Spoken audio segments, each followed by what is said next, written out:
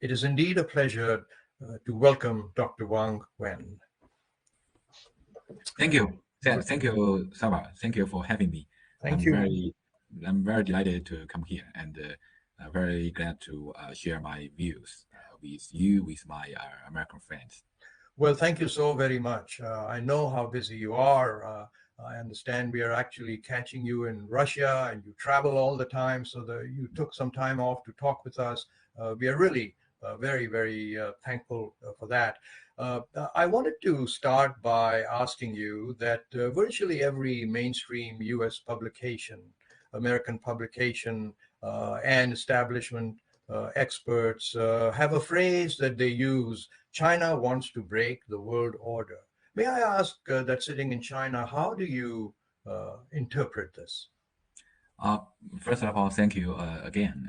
This is a very, very important question. I think these viewpoints about so-called China breaks the world order reflects the anxiety of mainstream American publications or experts or elites about the decline of the United States. In my views, that the rise of China mean that the U.S. is no longer the world's largest economy, and means that American model is not the most popular model in the world. But it is different from the so-called breaking the world order. China is a major power that most emphasizing abiding by the UN Charter.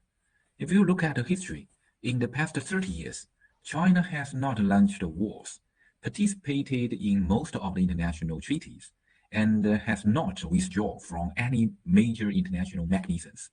Compared with the wars launched or provoked by the US in Afghanistan, Iraq, Syria, Libya, Ukraine, Trump has withdrawn from more than a dozen international treaties. So I think it's a real country that breaks the world order is US.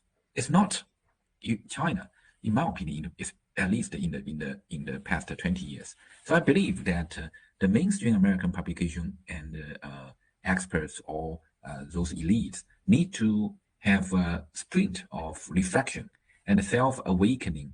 They should rediscover China, and more importantly, I think they should contribute to better stabilizing the world order through cooperation with China and the United States. Well, I think that's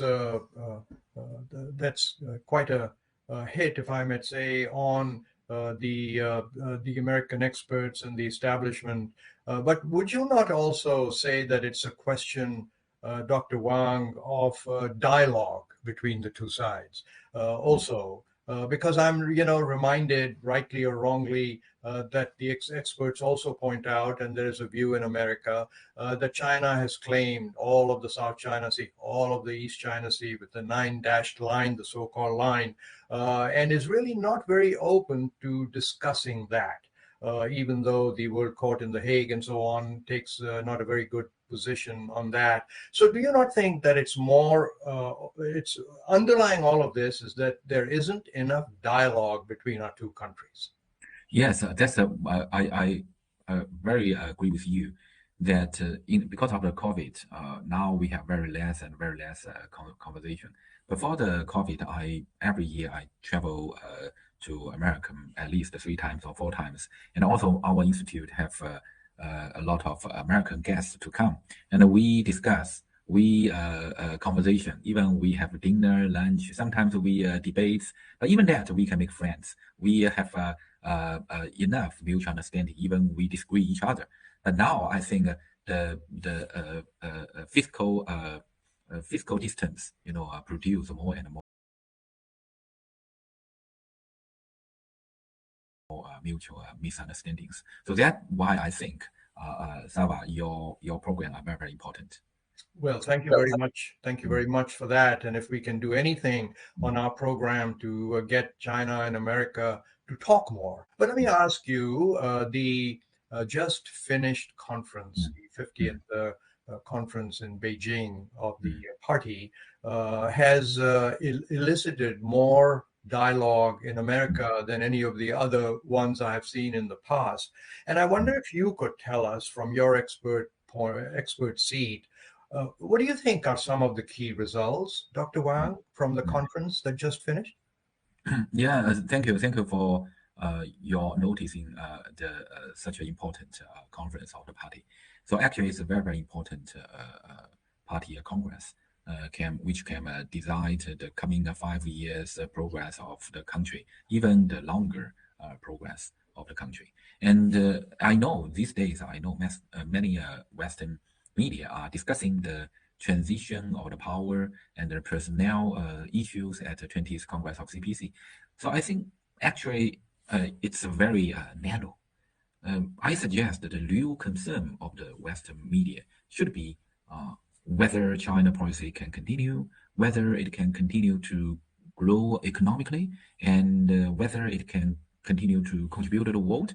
So I think this is precisely the biggest achievement of 20th Congress of CPC, because I think that the 20th Congress of CPC achieved an organic combination between the change of the collective leadership and the continuation of the policies.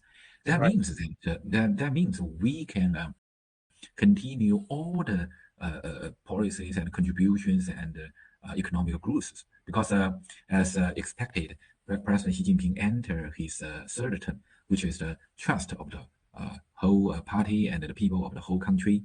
The leadership of standing Politburo committee is much younger and has a better understanding of President Xi, which is more conducive to the implementation and the sustainability of the policies. So China now enter the great journey of its second so-called centenary, Yeah. which means that the 100th anniversary of the founding of the People's Republic of China. China will China want to become a powerful powerful modern socialism country by 2050. And achieving this goal, it requires a more united and a stable leadership. So every national, in my opinion, every national leader, every country leader, when he gets power, when he got a position, he has a right to choose his own political partners. Why are there so many conspiracy theories of once you arrive in China? So I think now there are some people who should changing the way of observing China. I think it's a very successful party congress, and also can guarantee China's policy will be stable, will be continuing. Yeah.